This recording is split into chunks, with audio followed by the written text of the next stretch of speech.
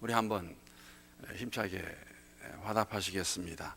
오늘 수요일 저녁에도 우리 가운데 임재하시는 하나님, 일하시는 하나님, 그 하나님 임마누엘로 임재하시면서 그 하나님 말씀하실 때에 그 하나님 말씀 우리가 듣기 원하는, 바로 듣기 원하는 그런 마음과 자세를 한번 우리 힘차게 화답하겠습니다. 할렐루야. 지난 주일이 다 아시는 것 같이 이제 어머니 주일이었습니다. 근데 작년하고는 조금 제가 다르게 느꼈던 것은 해피 마더스 데이를 이제 하려고 LA에 계시는 우리 장모님은 전화를 드렸는데 예전 같으면 두 분이었는데 이제 한 분만으로 끝난 거죠. 제 어머님은 2년 전에 소천하셨기 때문에 작년에는 그게 많이 느끼지 못했는데 올해는 조금 아쉽다는 생각을 가졌습니다. 계셨으면 참 좋을 뻔했겠다 하는 그런 생각을 가졌습니다. 2년 전에 돌아가셨으니까 한 50여 년을 이제 저는 그 어머니의 아들로 이렇게 살았습니다. 짧은 시간 말할 수는 없겠죠. 50년을 살았으니까. 그런데 제가 문득 이런 생각이 들었습니다. 제가 어머니에 대해서 얼마나 많이 알고 있었을까 하는 생각을 문득 해보았습니다. 알고 있다면 내가 무엇을 알고 있었을까 하는 그런 질문도 스스로 가져보았습니다.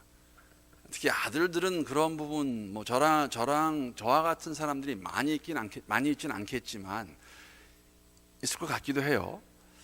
저는 어떻게 보면은 정말 어머니에 대해서 많이 몰랐던 아들이 아니었나 생각을 가져보았습니다. 예를 들면 이런 겁니다. 간단한 우스운 이야기인데, 저는 사실은 어머니 돌아가시기 얼마 전까지만 하더라도 불과 한 몇 년 정도 알게 된 것 같은데, 저희 어머님이 닭을 안 좋아하시는 걸 몰랐습니다. 저는 닭을 안 드신다는 것을 그걸 몰랐는데, 어떤 분들은 그럴 수가 있어요. 어떻게 아들이 어머니가 뭐를 싫어하는지도 모르냐 그렇게 말씀을 할 수 있겠지만 왜 몰랐을까? 저는 닭을 굉장히 좋아합니다. 그래서 사실은 제 아내도 제가 닭을 하도 좋아해서 닭을 잘 해주는 편인데, 닭을 굉장히 좋아하는데 제가 어머니가 닭을 좋아하지 아니한다는 것을 사실은 나중에 제 생각에 아내를 통해서 안 것 같아요. 저는 몰랐습니다. 왜 몰랐을까? 물론 다른 이유가 많이 있겠지만 아마도 관심이 많이 없어서 그러지 않았을까. 물론 어머니라는 존재가 자녀들에게 다 주기 원하시고, 어머니가 어머니들이 자신들이 원하는 게 무엇이냐고 말씀하시는 분들이 많지 않을 것 같아요. 우리 전통적인 우리 한국의 어머니들은 왜 관심이 없었을까 라고 생각하게 되면은 어머니와 자녀의 관계이기도 하겠지만, 그냥 내 위주로 살게 되면 내가 중심이 되니까 사실 다른 사람에게는 큰 관심이 없습니다. 배려도 없고 항상 내 중심이기 때문에 욕을 하면 욕을 들어주시는 분이고, 어떨 때는 알아서 챙겨주시는 분이고, 그런 생각하면서 사실 오늘 본문 말씀 가운데, 오늘 본문 말씀은 예수님께서 정말 말씀하시던 마지막 때가 왔습니다. 이 마지막 때는 죽으실 때이고 십자가에서 돌아가실 때이고 승천하실 때입니다. 여러분, 3년이라는 시간이 물론 짧으면 짧겠지요. 정말 짧은 시간이었을까? 제자들이 정말 예수님의 마음, 예수님이 어떠한 분이고 왜 오셨나를 정말 몰랐을까? 그런 질문을 해보았습니다. 여러분, 혹시 1만 시간의 법칙이라는 얘기 들어보셨습니까? 만 시간의 법칙. 2009년도에 워싱턴 포스트 기자였던 그 멜컴 글래드웰이라는 사람이 쓴 책 이름입니다. 그 책에 나오는, 그 책에 어떤 책을 썼냐면은 Outlier, 한국말로 그냥 Outlier라고 이렇게 번역을 했고, Outlier는 보통 천재적인 사람들을 말할 때 이제 그렇게 쓰는 단어이기도 한데, 그 저자가 쓴 책 안에 나오는 개념 중에 뭐가 있냐면은 만 시간의 법칙이 있습니다. 만 시간의 법칙. 예를 들면 이런 겁니다. 빌 게이츠라든지 비틀즈라든지 아니면 더 그 전에 모차르트 같은 그러한 그 시대를 대표했던 천재들, 아웃라이어스인데, 천재였지만 이 사람들이 그러한 그 자신들의 재능을 발휘하기 위해서, 아니면 그 분야에 정말로 전문가가 되기 위해서는 주장하는 게 뭐냐면 만 시간의 시간을 투자해서 그 부분에 대해서 달인이 되었다, 전문가가 되었다는 것이죠. 여러분, 만 시간을 투자하려면 만약 하루에 3시간 투자하게 되면 10년이라는 시간이 걸립니다. 만약 하루에 5시간을 투자하게 되면 5년의 시간이 걸립니다. 10시간을 투자하게 되면 딱 3년 걸립니다. 이 정도의 시간을 투자해야, 한 만 시간을 투자해야 전문인이 될 수 있고 달인이 될 수 있다라고 주장하는 책이 이제 그러한 개념을 도입한 책이 이 Outliers 책이고, 거기에 나오는 개념인데, 여러분, 제자들과 예수님은 24/7이에요. 매일같이 3년간을 함께 먹고 마시고 자고, 그 어떠한 사람보다도, 그 어떠한 무리보다도 예수님의 가르침을 제일 많이 듣고 깨달았던 사람이 누구냐면 제자들입니다. 3년을 함께 동거했습니다. 그 정도 했으면 어떤 면에서는 예수님이 어떠한 분인가, 진정으로 메시아일까, 아니면 더 나아가서 이 메시아라는 예수가 이 땅에 온 목적이 무엇일까 라는 것을 알 수 있어야 되지 않았을까, 어떻게 알 수가 없을까, 아니면 여러분 그들이 알았을까요? 적어도 제자들의 그 상태를 제일 잘 아시는 분 누구였냐면 예수님이십니다. 제일 잘 아십니다. 제자들이 어떤 마음을 가지고 있고, 이들이 아직도 본인의 자신에 대해서 깨닫지 못하고 있고, 그 이야기는 저희가 겟세마네 사건으로부터 나오는 그것만 보더라도 알 수가 있습니다. 반복해서 계속적으로 말씀하셨습니다. 때가 되면 나는 죽으리라. 정말로 그 때가 왔습니다. 이제 정말 얼마 있지 않으면 죽으실 것입니다. 그래서 마지막으로 이들을 불러놓고 이 땅을 떠나시기 전에, 우리가 지금 14장에서 본 이야기입니다. 초소로 돌아가시기 전에, 아버지의 초소로 돌아가기 전에 제자들을 모아놓고 마지막으로 다시 한번 반복해서 강조해서 보여주시는 것. 당신이 왜 이 땅에 오셨는가, 너희들이 어떻게 해야 될 것인가 하면서 부탁하시는 말씀, 주시는 약속의 말씀, 그 모든 삶 가운데 마지막 부분에 포커스를 말하라고 하면은 다락방에서 만찬을 하시는 그 자리에서 제자들의 발을 씻기시는 것입니다. 제자들의 발을 씻기셨습니다. 성김입니다. 그러면서 말씀하시죠. 너희가 서로 사랑하라. 자, 이러한 삶을 살려면 말씀에 순종해야 됩니다. 이 말씀에 순종하는 삶을 산다는 게 사실은 굉장한 일이죠. 쉽지 않습니다. 여러분, 우리가 말씀대로 살기 원하는데, 기도하며 살기 원하는데, 쉬지 않고 기도하기 원하는데, 3주 전에 제가 강조하다가 시간 많이 갔어요. 여러분, 기도 생활 어떠십니까?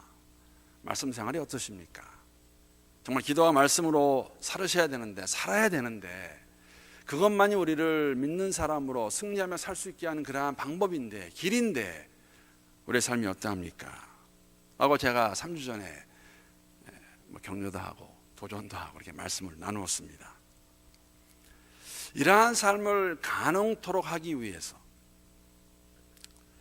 이 땅을 떠나시기 전에 제자들을 불러놓고 함께 식사하시면서 발을 씻기시면서 본을 보이셨고, 섬기라고 말씀하시고 서로 사랑하라고 말씀하시고, 말씀과 기도, 그러면서 마지막으로 주시는 3가지의 약속이 있다고 말씀을 드리고, 사실 첫 번째 거는 제가 상전에 나눴는데 잠깐 복습하고 나머지 2개 마저 보도록 하겠습니다. 첫 번째 약속은 본문 16절 17절에 나오는 내용입니다. 우리 한번 함께 읽어보겠습니다. 자, 시작. 내가 아버지께 구하겠으니 그가 또 다른 보혜사를 너희에게 주사 영원토록 너희와 함께 있게 하리니, 그는 진리의 영이라 세상은 능히 그를 받지 못하나니 이는 그를 보지도 못하고 알지도 못함이라. 그러나 너희는 그를 아나니 그는 너희와 함께 거하심이요 또 너희 속에 계시겠음이라라고 말씀하십니다. 무슨 약속입니까? 내가 가고 난 그 자리에 또 다른 보혜사를 주겠다고 말씀하십니다. 보혜사라는 이 단어 기억나시는지 모르겠어요. 이 단어는 알고 계셔도 좋은 단어입니다. 파라클레토스라는 단어입니다. 파라클레토스. 보혜사로 쓰여진 그 단어인데, 뜻은 어떠한 뜻이냐면은 도움을 주는 자, 위로하는 자, 상담하는 자, 중재하는 자의 뜻을 가지고 있고 17절에서는 이 보혜사의 이 속성에 대해서 어떻게 말하고 있냐면 진리의 영이라고 말하고 있습니다. 진리의 영, Spirit of the Truth. 보혜사를 주시는 이유는 말씀드린 것 같이 예수님은 십자가에 돌아가시고 부활하시고 나신 다음에 승천하실 것입니다. 그 자리에 예수님이 함께 하시던 그 자리에 3년간 동거하면서 그들에게 보여주시고 말씀을 전하시고 했던 그 자리에 보혜사가 있을 것이라고 말씀하십니다. 또 다른 보혜사를 주겠다는 것이죠. 진리의 영이라고 말하는데 세상이 볼 수 없고 알 수도 없는 것을 보게 하시고 알게 하실 분이 누구냐면 보혜사세요. 근데 이 보혜사가 하는 일, 예수님이 가시고 난 다음에 그 자리에서 하실 그 보혜사가 하는 일은 사실은 기억나시는지 모르겠어요. 예수님이 지금까지 하시던 일입니다. 3년간 함께 있으면서 제자들과 그들에게 말씀해 주셨고 보여주셨고 기적을 행하셨고 본인이 말씀하셨어요. 나와 아버지는 하나이다 라고 말씀하셨습니다. 이 일을 대신할 사람이 누구냐면 대신할 자가 바로 또 다른 보혜사라는 것이죠. 제가 왜 보혜사라는 단어가 파라클레토스라는 것을 알면 좋냐고 말씀드렸냐면 예수님께서 사실은 동일한 요한복음을 쓰고 요한계시록을 쓰고 요한 1, 2, 3서를 쓰는 사도 요한이 요한 1서에 가게 되면 예수님이 바로 이 파라클레토스라고 그렇게 말을 합니다. 기록하고 있습니다. 요한 1서 2장 1절 말씀입니다.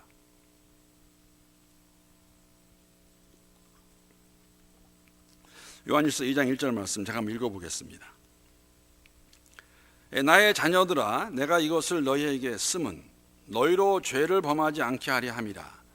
만일 누가 죄를 범하여도 아버지 앞에서 우리에게 대언자가 있으니 곧 의로우신 예수 그리스도시라. 우리가 죄를 지었을 때에 하나님 앞에서 우리를 대신하여서 대변하는 자, 오늘날의 단어를 쓰게 되면 변호사입니다. 변호사가 있을 텐데 그 변호사 누구냐면은 그리스도 예수라고 말하죠. 여기 나오는 개역개정에는 대언자라고 나옵니다. 변호사이고 이 대언자의 헬라어가 파라클레토스입니다. 그러니까 지금 요한복음에 나오는 오늘 본문에 나오는 파라클레토스와 성령입니다. 여기는 예수가 사실은 동일한 분이세요. 삼위일체의 하나님. 그렇기 때문에 예수가 하시던 그 일을 제자들과 함께하면서 당신이 누구인가 가르쳐 주셨고 메시아로서 기적을 행하셨고 풍랑을 다스리시고 죽은 자를 살리신 그 예수 하나님의 아들, 그분이 하시던 그 일을 예수를 알게 했던 하나님이 누군가 알게 했던 그 일을 대신하실 분, 진리의 영으로 하실 분이 누구냐면 성령이라는 것이죠. 그래서 우리에게 말씀하십니다. 제자들에게 내가 하고 나도 너희들이 괜찮다. 왜? 성령께서 너희와 함께 하실 것이기 때문에. 또 다른 보혜사, 다른이라는 단어 기억나시죠? 헬라어에는 다른이라는 단어를 다른이라는 의미를 가진 단어가 두 개가 있습니다. 이건 모르셔도 돼요. 저도 잘 기억 못하는 거니까 그냥 오늘 포인트를 알기 위해서 제가 말씀드리는 거니까. 알로스라는 단어하고 헤테로스라는 단어가 있는데 이런 겁니다. 제가 이번에 14명의 목회자들과 미주에 있는 목회자들과 함께 아내와 함께 엘살바도르라, 한국말은 엘살바도르예요. 엘살바도르에 갈 때 탔던 비행기는 보잉이었어요. 보잉 787인 것 같아요. 올라올 때 비행기는 보잉이 아니었습니다. 에어버스였습니다. 프랑스면 에어버스. 둘 다 비행기예요. 기종이 다르죠. 그래서 알로스란 단어는 보잉 비행 기종을 말할 때 다른 것, 내가 다른 비행기 타고 왔다 했을 때 만약에 알로스라는 단어를 쓰게 되면은 내려갈 때는 보잉 787이었지만 올라올 때는 보잉 747이었다. 그 다른 의미입니다. 같은 종류의 다른 것. 속성이 같은 것이죠. 그런데 헤테로스는 갈 때는 보잉, 올 때는 에어버스. 똑같이 비행기 기종인데 그게 다른 종류의 비행기라는 것이죠.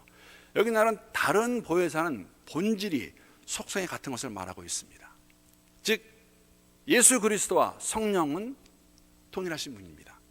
삼위일체의 하나님, 영으로 오신 하나님의 영이 너희와 함께 하시면서 내가 하던 그 모든 일을 할 것이고 그보다 더한 일도 가능케 하실 것이라고 말씀하시는 것이죠. 그러니까 우리가 여러분 말씀과 기도의 삶에 충만하기 위해서는 여러분 예수님은 100% 하나님의 아들이십니다. 신이십니다.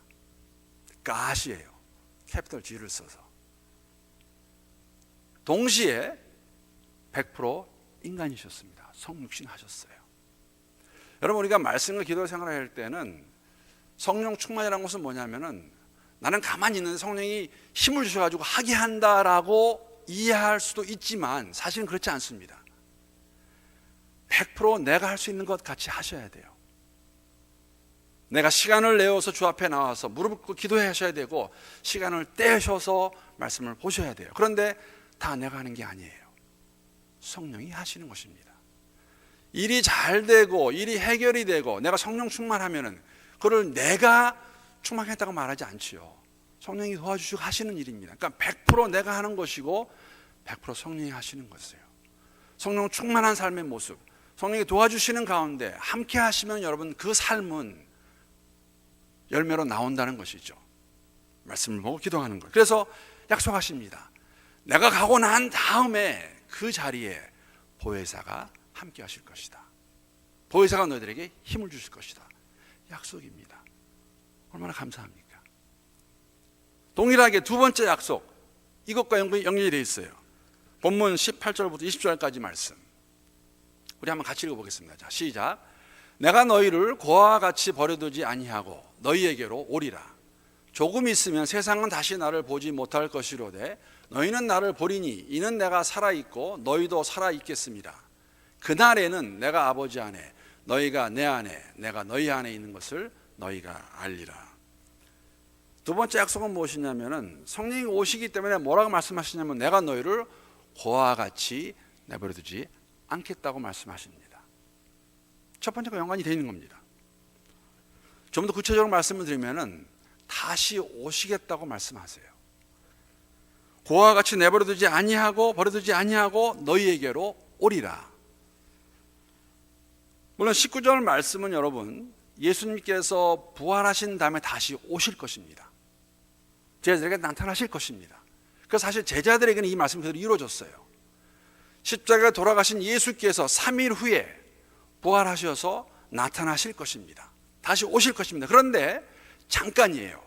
다시 가셨다가 그날에는 다시 오실 그날에는 영혼 가운데 거하시겠다는 것이죠. 제자들에게는 이 부분은 이루어진 것입니다. 다시 오시겠다는 그 말씀 19절의 말씀은 제자들과 500인의 사람들이 그 예수를 볼 것입니다. 부활하신 예수를. 여러분과 제게는 재림과 함께 그것이 온전히 완성될 것입니다. 우리가 믿는 것은 뭐냐면은 우리는 보지는 못했어요. 여러분 보셨습니까? 예수님의 부활을? 우리 보지 못했습니다. 제자들은 보았어요. 베드로와 요한과 야고보와 12제자와 500인은 부활하신 예수를 두 눈으로 보았습니다. 우리는 못 봤어요. 믿음 안에서 그걸 받아들이는 것이죠. 이것이 언제 이루어지냐면은 재림하실 때 우리가 부활의 온전함을 경험할 것입니다. 우리의 몸이 변할 것입니다. 보혜사 성령께서 영원히 함께 하시겠다는 것은 여러분 삼위일체 하나님은 영원부터 영원까지 함께 하시는 분이에요. 영원부터 영원까지 함께 하시다가 태초에 세상을 창조하셨습니다.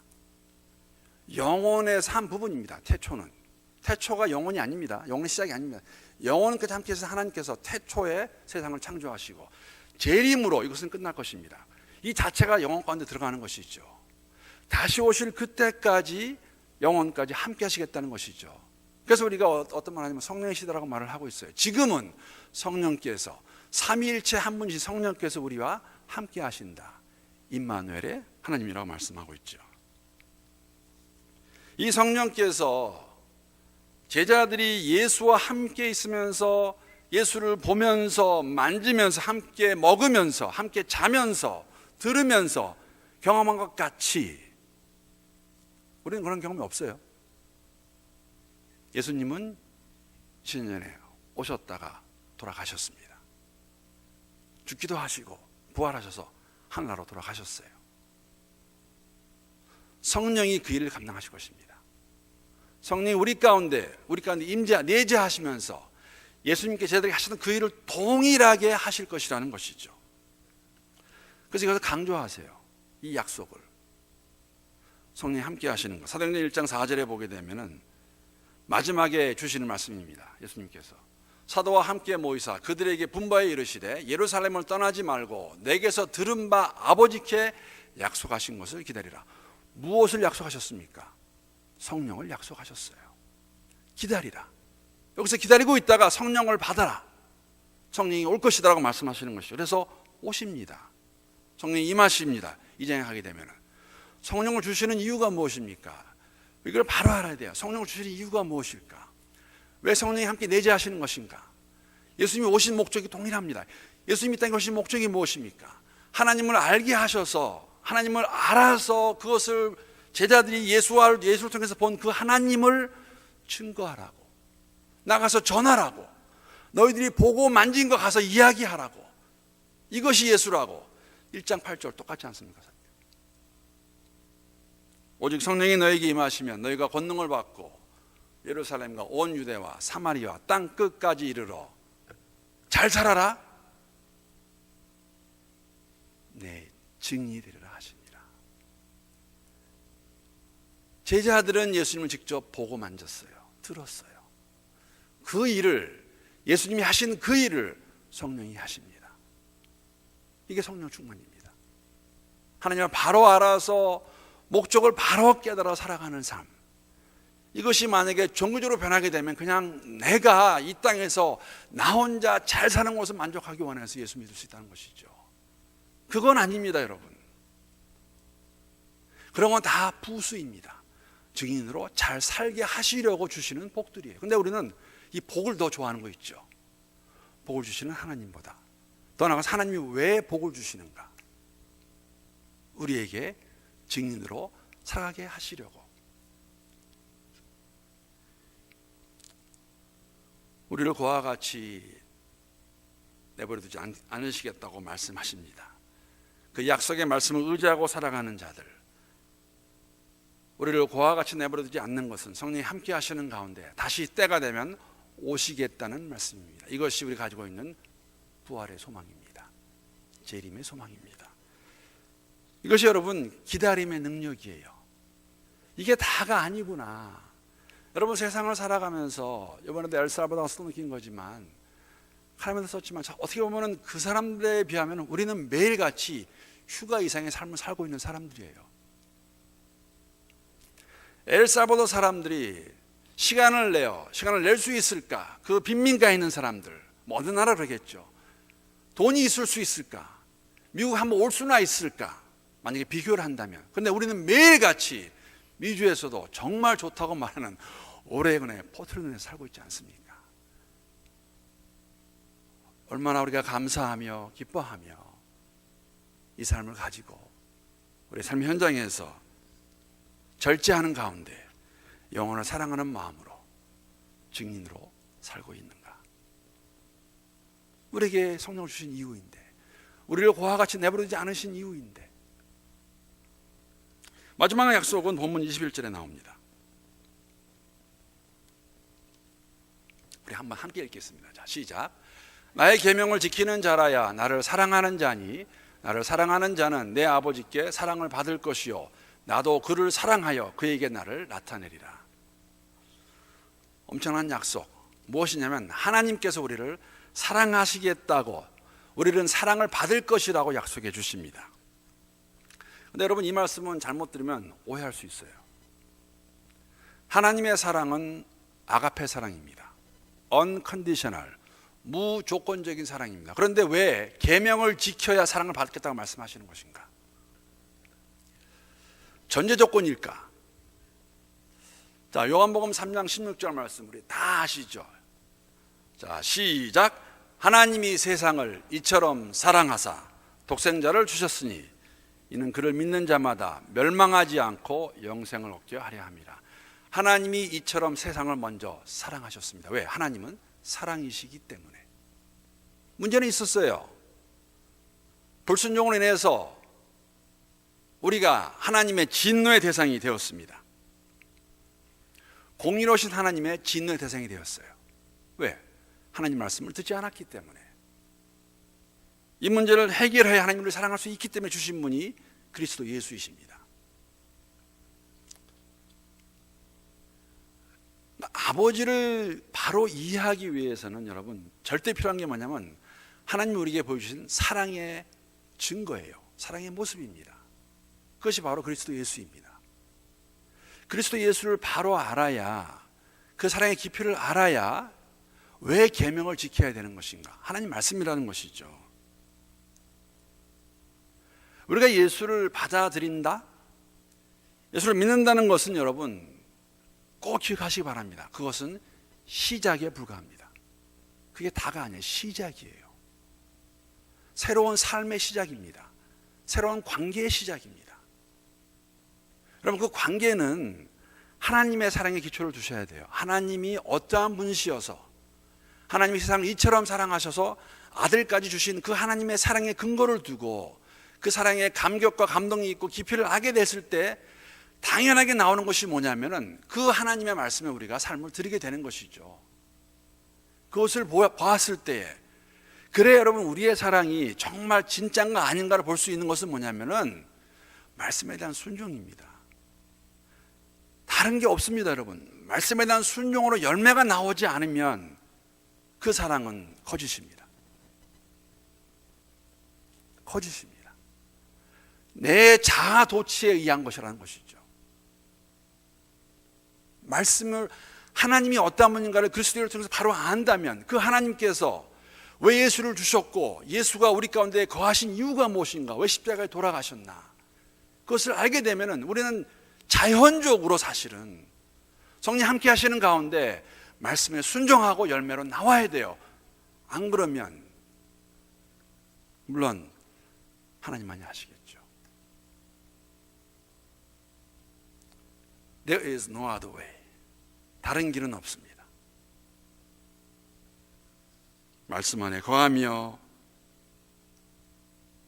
열매를 맺는 것. 15절이 그런 말씀 아닙니까? 너희가 나를 사랑하면 나의 계명을 지키리라. 너희가 나를 사랑하면 내 말을 들으리라. 순종하리라. 그런데 물론 이 말씀을 했을 때도 제가 이해를 못합니다. 또 항상 그랬어요. 계속 반복. 22절 말씀 보게 되면 이렇게 하고 있습니다. 가롯이 아닌 유다가 이르되 주여 어찌하여 자기를 우리에게는 나타내시고 세상에는 아니하려 하시나이까.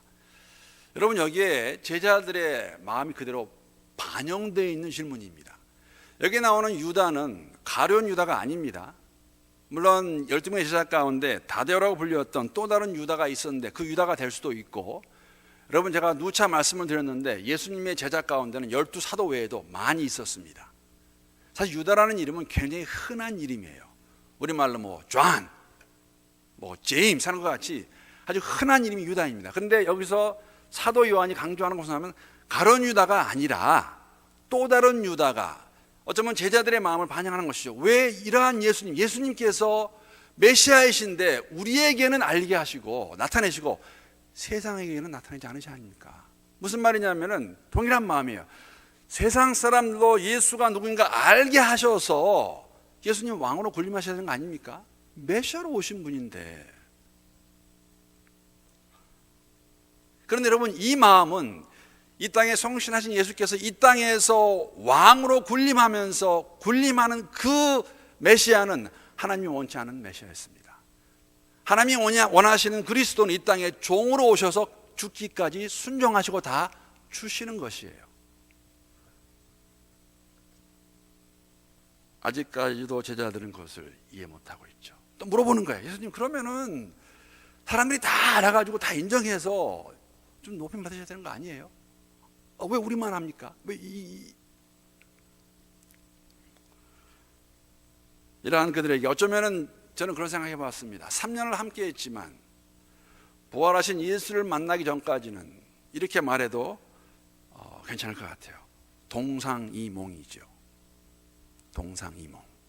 예수께서 이 땅에 오신 목적과 이르기 원하신 그 삶의 모습과 제자들이 끝까지 가지고 있는 메시아, 어떠한 메시아가 되어야 되고 이 땅에서 해야 될 일이 무엇인가를 갖고 있는 동상이몽의 모습. 예수님은 근데 정말 저는 이 단어를 쓰고 싶어요. 이러한 기회를 영어로 하면 teaching moment, 다시 한번 진리를 가르치시는 그러한 기회로 삼으세요. 그래서 그걸 그대로 받으셔가지고 23절부터 보게 되면 23, 24절에 이렇게 말씀하십니다. 다시 한번 말씀해 주세요. 그 가롯이 아닌 유다가 물어본 질문에 이렇게 말씀하십니다. 예수께서 대답하여 이르시되 사람이 나를 사랑하면 내 말을 지키리니 내 아버지께서 그를 사랑하실 것이요 우리가 그에게 가서 거처를 그와 함께 하리라. 나를 사랑하지 아니하는 자는 내 말을 지키지 아니하리니 너희가 듣는 말은 내 말이 아니요 나를 보내신 아버지의 말씀이니라. 여러분, 유대 사람들에게도 기회는 있었습니다. 3년간 함께 했습니다. 다니시면서 말씀을 전하셨고 기적을 보여주셨습니다. 문둥병자를 고쳐주셨고 소경을 낫게 하셨고 보게 하셨고 죽은 사람까지도 살리셨습니다. 그리고 말씀하셨습니다. 나와 아버지는 하나이다. 이거를 들은 유대인들은 어떻게 합니까? 예수를 잡아 죽이기 원합니다. 그렇기 때문에 여러분, 우리가 예수를 믿는다는 것은 그 자체가 복이에요.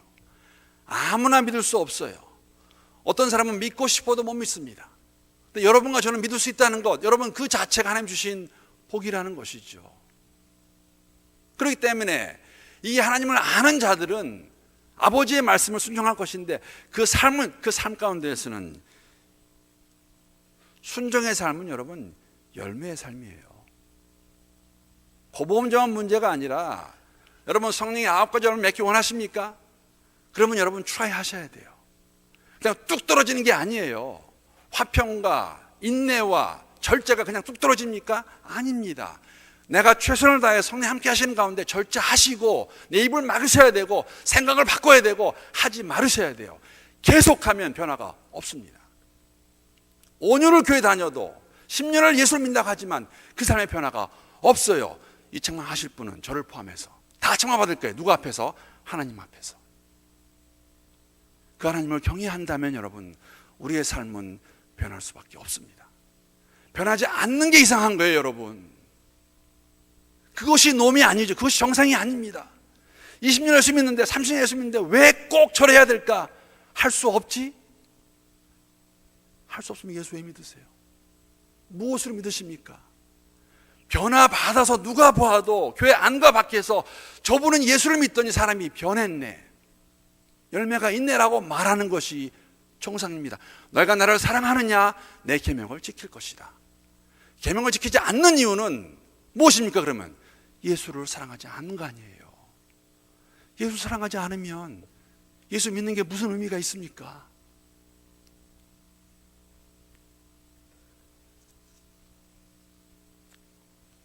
예수를 사랑하는 자만이 하나님의 말씀을 들을 것입니다. 순종할 것입니다. 우리의 삶이 그런 삶이 될 수 있기를 함께 기도합니다.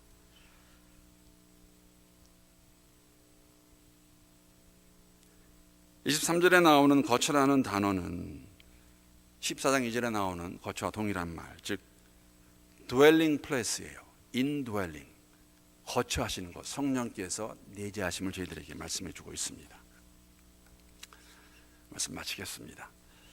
하나님과 함께 계시다가 이 땅에 성육신 하셔서 오셨습니다.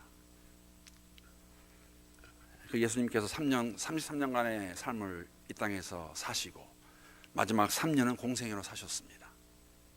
제자들에게 특별하게 시간을 할애하신 것이죠. 그들을 훈련시키시고 그들에게 보여주셨습니다. 당신의 삶을 보여주셨어요. 마지막은 죽음으로 그들에게 보여주셨습니다. 끝까지의 순종입니다. 그리고 부활하신 예수께서 가신 다음에 약속하신 말씀, 내가 그 자리에 또 다른 보혜사를 구하겠다. 성령이 오실 것이다. 그 성령이 너희 함께하는 가운데 내가 한 그 일보다 더 큰 일을 하게 할 것이다. 너희들은 십자가 죽음뿐만 아니라 부활을 선포해야 될 것이고 예수의 재림을 선포해야 될 것이다.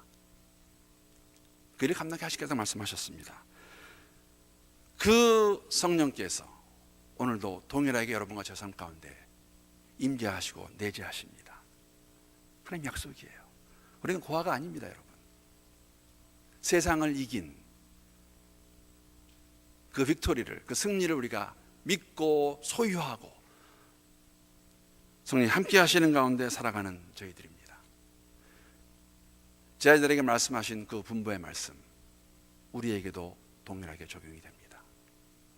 여러분과 제 삶 가운데 여러분, 정말 저는 여러분들에게 다시 한번 권면하며 도전을 드리는 것, 삶의 현장에서 그런 삶 사시길 바랍니다. 우리가 말을 한마디 하더라도 우리가 생각하는 것, 행동하는 것, 누구를 위해서가 아니라, 보이기 위해서가 아니라 하나님 앞에서 다 알고 계시기 때문에 다 아시지 않습니까? 그 마음이 경외하는 마음이고, 우리가 두렵고 떨리는 마음으로 오늘도, 오늘 이 시간도 또 내일도 우리의 구원을 이뤄가는 그런 삶의 모습, 그런 삶을 살아가는 성령께서 우리에게 힘을 주시고 능력을 더하셔서 열매 맺을 수 있는 우리 모두가 될 수 있기를 주님의 이름으로 축복합니다.